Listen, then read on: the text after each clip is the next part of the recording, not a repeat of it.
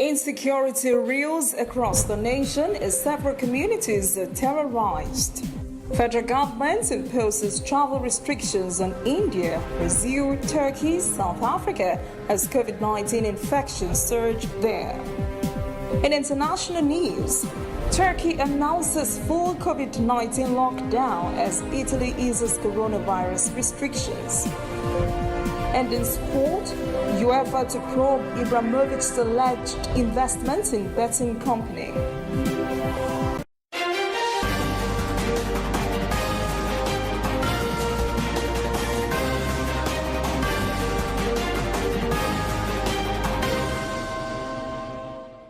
This is ANN News.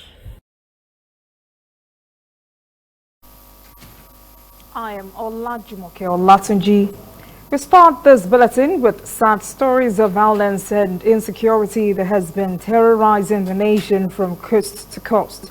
Not a day goes by without more saddening stories of insecurity across the land. More than 3,000 persons have been displaced after Boko Haram insurgents took over at least 50 villages in Kauri community, Shiroro local government area of Niger State, about 100 kilometers from the Federal Capital Territory, Abuja. The terrorists have also reportedly hosted their flag in Kaure village. Niger State Governor Abubakar Bello confirmed the presence of the insurgents in the community. He said on Monday the terrorists and bandits have displaced the residents at IBB Central Primary School, Mina, in the company of his deputy, armed castors and Emir of Mina, Dr. Umar Farouk. The governor described the situation as critical and terrible. He said it was time for well-coordinated actions in order to address the problem. Governor Bello warned that the Boko Haram terrorists were trying to make Kaure their headquarters as they make Sambisa Forest their base in the northeast. In another sad story of brutality perpetrated on Nigerians, armed Fulani herdsmen are said to have killed 7 persons during an attack on a community of internally displaced persons in Makadi local government area of Benue State. Angry youths enraged by the killings blocked the Makadi-Lafia road with the dead bodies in protest.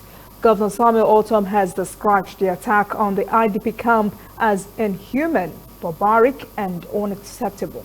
He called on President Muhammadu Buhari to discharge his responsibility of protecting Nigerians. He expressed sorrow over the 70 persons that have been killed in Makadi local government alone in the last 2 weeks. He said so many other communities across the state are also suffering from the same herdsmen militia. Governor Ortom has called for urgent action to rein in the activities of militia herdsmen across the country. He blamed the escalation of the herders' militia problem on the federal government's lax attitude towards the issue. He said the problem would not have got to this level had the federal government taken it more seriously. As insecurity festers across the country, Taraba is also crying out. A call has gone out to the federal government to urgently deploy more security operatives to Kente community in Wukari local government's council of the state. The community's leadership says such action would drastically help in sustaining peace and would ensure protection of lives and properties of the people there. In a statement in Jalingo today, the Kente Development Association called on President Buhari, Taraba Governor Darius Dixon, Benue Governor Samuel Ortom, and traditional rulers of Wukari and Ukum Council in Benue to note the renewed attacks on Kente community by those it called suspected thief militias. Association Chairman Fred Abu and Secretary Job Ayuba Huzer said the attacks are meant to prevent its farmers from discharging their farming activities.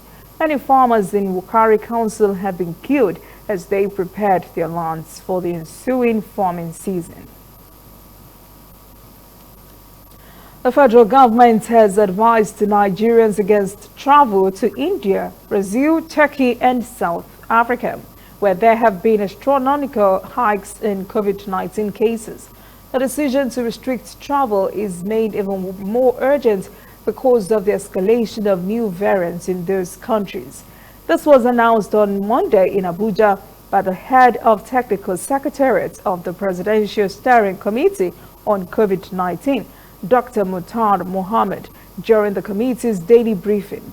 Dr. Mohammed said Nigeria is concerned about the situation in India, a country frequented every year by thousands of Nigerian medical tourists.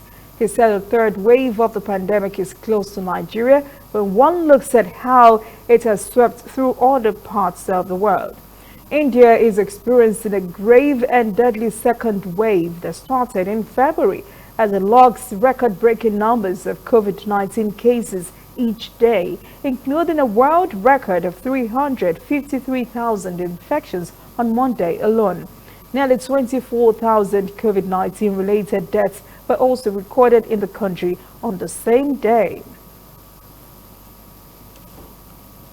One important COVID-19 measure that is known to prevent the spread of the coronavirus disease is frequent hand washing. Many cosmopolitan areas in the country are able to facilitate that measure, but quite a large number of less cosmopolitan areas are unable to make it work. Well, a Nigerian engineer has invented a hands-free hand washer that would even take people's temperature all in one fell sweep. Correspondent Tessie Makinde has the story. 40-year-old engineer William Gang is building his 6th automatic disinfectant hand washing machine. The machine has a sensor that dispenses liquid soap and water and carries out temperature checks without any touch by the user. It also has an alarm system that beeps once a person's temperature exceeds 40 degrees Celsius. We also want to contribute, just like the doctors are putting effort to curtail the virus. So we felt we as engineers too, we can also play a role. And then also, if we can be able to get support from much more capital from the government, and then so that we can be able to do more and establish an industry, so that we can even train the young coming youth, so that we can create job opportunity. In major cities in Nigeria like Lagos and Abuja, government and private offices, including shop centers, have invested a lot of money to import automatic disinfectant chambers to ensure COVID-19 protocols are followed while accessing buildings. But in smaller cities like Jos, where there are limited resources, a bucket of water, soap and a bottle of sanitizer are placed outside public places, but the method has not been very effective. The Nigerian Center for Disease Control says there have been over 160,000 cases of COVID-19 in the country, with over 2,000 deaths. William Gang says he was inspired to construct a machine to try and help the fight against spread of COVID-19. It can be operated using solar energy as well as electricity. Gang distributes the machines to government hospitals and other public places for less than half the price of imported ones. Some Nigerians who have used the machine say it's a welcome development. The most important about this aspect of this machine is it's locally fabricated in Jos, and the technician handling it is easily accessible in case of technical malfunctioning. Gang is now building a team of young apprentices to build more machines for the local and export markets. The Nigerian government has pledged nearly $300 million to invest in the health sector to boost innovations and expand its response to tackling COVID-19. The hope is that people like Gang will benefit from such funds to help reduce transmission figures of the disease through their inventions.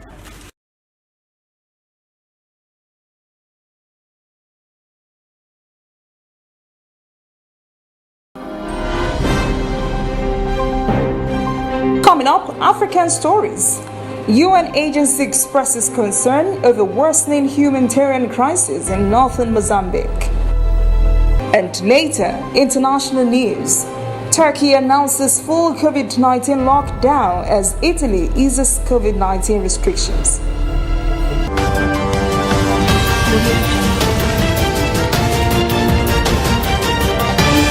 You are watching ANN.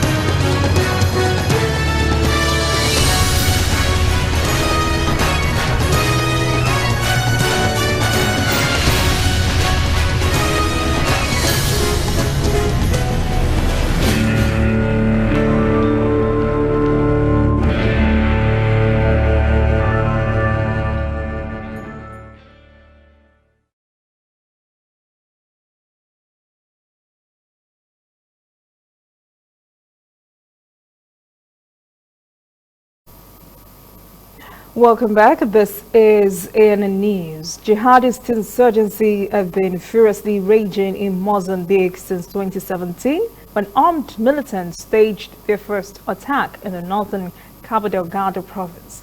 More than 500,000 persons have fled their homes. In the beginning of this year, UN officials warned the humanitarian crisis would worsen without international help. We now join correspondent Unisa in Jamela, who is at a refugee camp in northern Cabo Delgado, where people say their lives have been turned upside down. The province of Cabo Delgado in northern Mozambique has been under continuous violent attacks allegedly by terrorists. According to the United Nations, the violence there is continuing to escalate. UNAIDS Executive Director Winnie Bianima spent 4 days in the strife-torn province of Mozambique. She was on a mission to assess the plight of displaced people and host communities in the conflict-affected Cabo Delgado province. Many services are now weakened by attention now being given to a humanitarian crisis. Over 750,000 people have been displaced. That is a huge crisis. So first, there is that situation that needs attention. And then secondly, there is COVID, which has drawn away some of the services for health, not only for HIV, but even for TB and other diseases. So definitely Mozambique is a country that needs support. UNAIDS is a United Nations organization leading the global fight against HIV and AIDS. The executive director warned that if not brought under control, the humanitarian concerns are likely to impact on neighboring countries. It's not just a problem in Mozambique. Many countries are also facing these kinds of attacks, especially as they try to develop their natural resources. The United Nations continues to be on the ground assisting with humanitarian needs. The United Nations has mobilized food for those who are displaced. We are also on various fronts supporting with medicines, with water and sanitation and so on. But ultimately the solution lies in ending the conflict and people being able to return to their homes, to their farms, to live their lives in peace. 2 weeks ago, South Africa sent troops to northern Mozambique to help secure and repatriate stranded nationals there.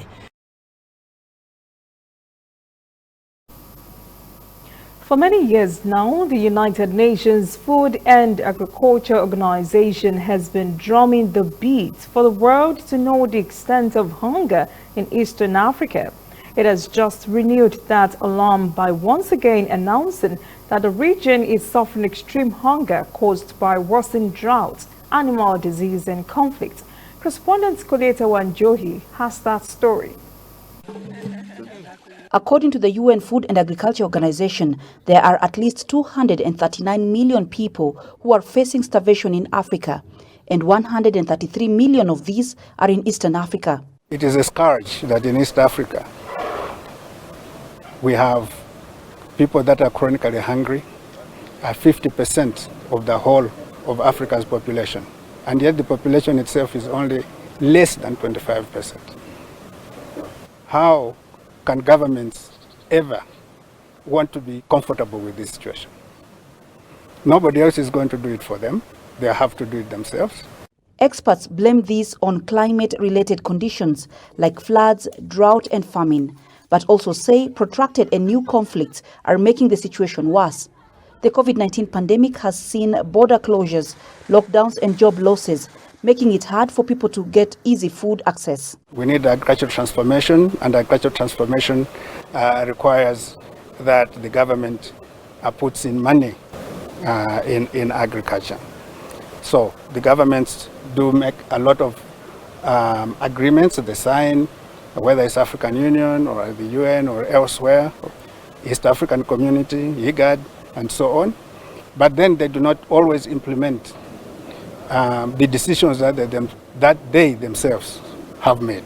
For now, the desert locust infestation that was a big threat last year in the region is under control. Thankfully, the amount of rainfall that has fallen in some places does not provide enough moisture for them to breed.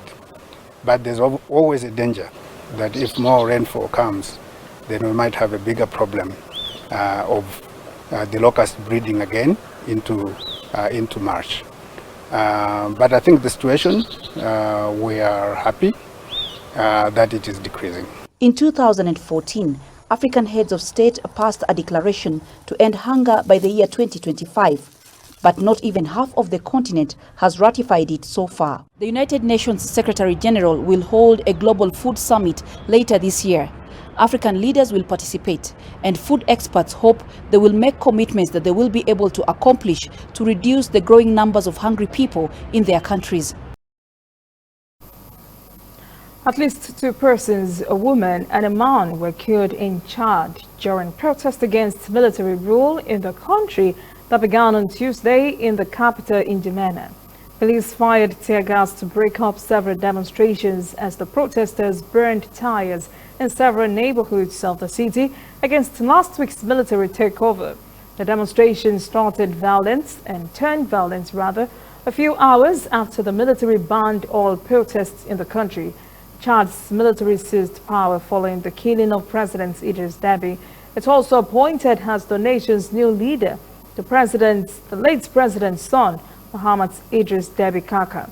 He will oversee an 18-month transition period until elections are held. On Monday, the army appointed a civilian politician, Albert Pandake, as prime minister of a transitional government. Some opposition politicians have called the military takeover a coup and asked supporters to protest. The internet has been cut off to limit the flow of information in the wake of protests. Demonstrators are also calling for an inclusive dialogue that should result in free, fair, and transparent elections. When we return, international news. Turkey announces full COVID-19 lockdown as Italy eases coronavirus restrictions. And later, sport. UEFA to probe Ibrahimovic's alleged investments in betting company.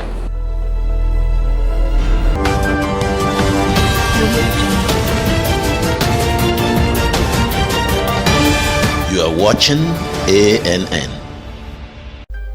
Somewhere in the world, every second of the day, news is happening. And of course, Nigeria is bustling with news day and night. That is why ANN doesn't sleep. Our eyes are peeled, wide open, so no story escapes our radar. We stay abreast of world events and happenings at home. We keep you up to the minute in the world of sports. We give you information to stay on top of your investments and all the hard facts you need to navigate your day. If you miss us on air, you can keep up to date on our website and on our social media platforms, Twitter, Instagram, and Facebook at ANN Africa TV. We are ANN, Africa News Network. We do news right in a truly African spirit. Welcome back. This is ANN News. Turkey will enter a month-long full lockdown on Thursday to stem the spread of coronavirus. President Tayyip Erdogan says Turks will have to stay mostly at home during the lockdown, as Turkey's COVID-19 infections on Monday alone were more than 37,000 with 353 deaths. Erdogan says intercity travel would require official approval, while all schools were shut down and move lessons online. Even public transport will observe strict capacity limits for users. Brazil's health regulator Anvisa has denied requests from several states to import Russia's Sputnik V coronavirus vaccine. The regulator's 5-member board unanimously voted against such authorization on Monday after its technical staff highlighted serious defects like a lack of information guaranteeing its safety, quality, and effectiveness. Brazil's General Manager for Health Monitoring, Ana Carolina Alauger, says the inherent risks were too great because there are not enough data to verify the vaccine's safety and efficacy. Russia registered Sputnik V last August ahead of large-scale clinical trials, prompting concern among medical experts over the fast-track process. Despite positive reviews from the Lancet Medical Journal, Brazil's Anvisa experts say the medical journal study had a different scrutiny process than theirs. The European Union has sued pharmaceutical giant AstraZeneca over delivery shortfalls of its coronavirus vaccine. The European Commission confirmed it has started the legal action on the basis of breaches of the advanced purchase agreement. EU spokesman Stefan de Kexmesher says some terms of the contract have not been respected, and the company has not been in a position to come up with a reliable strategy to ensure the timely delivery of doses. De Kexmesher says the action was launched on behalf of EU's 27 member states who are in full agreement with it. EU's executives and AstraZeneca have been at loggerheads as the British-Swedish company's alleged shortfall of deliveries to the bloc harbored the early efforts to roll out jabs. Diplomats say the lawsuit against AstraZeneca is filed in a Belgian court, which is the jurisdiction agreed under the Commission's contract with the drug company. AstraZeneca has so far delivered just 31 million of the 120 million doses it had promised to the EU. Up next, sport. UEFA to probe Abramovich alleged investments in betting company. Please stay with us.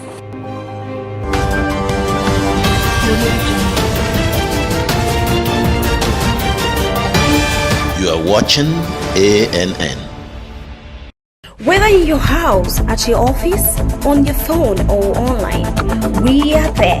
We have the facts behind the headlines. We cut to the chase with the news you really need. We cover every angle. We are the bigger, better news network. We are African News Network. ANN. Watch ANN News on MITV from a truly African spirit.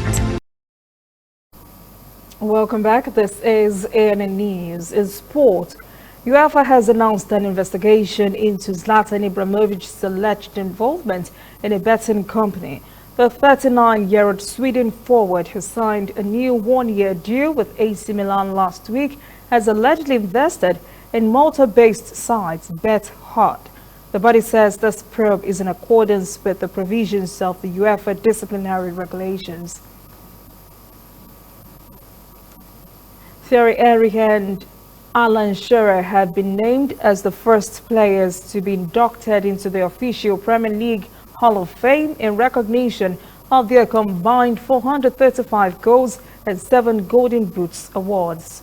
Arsenal's all-time top scorer, Henry, won 2 Premier League titles under Arsene Wenger and was part of the Invincibles team that went unbeaten throughout the 2003-2004 title-winning campaign.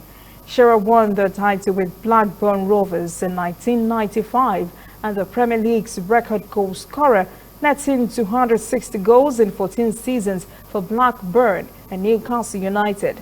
The Premier League said the Hall of Fame recognizes and celebrates the exceptional skill and talent of individuals who have graced the Premier League since its inception in 1992. And that is ANN News this evening. Thank you for joining us. For details on these and other breaking stories, visit our website, annafrica.news. Conversation continues on our social media platforms, Twitter, Instagram, and Facebook at ANN Africa TV. I am Olajumoke Olatunji. Have a great evening.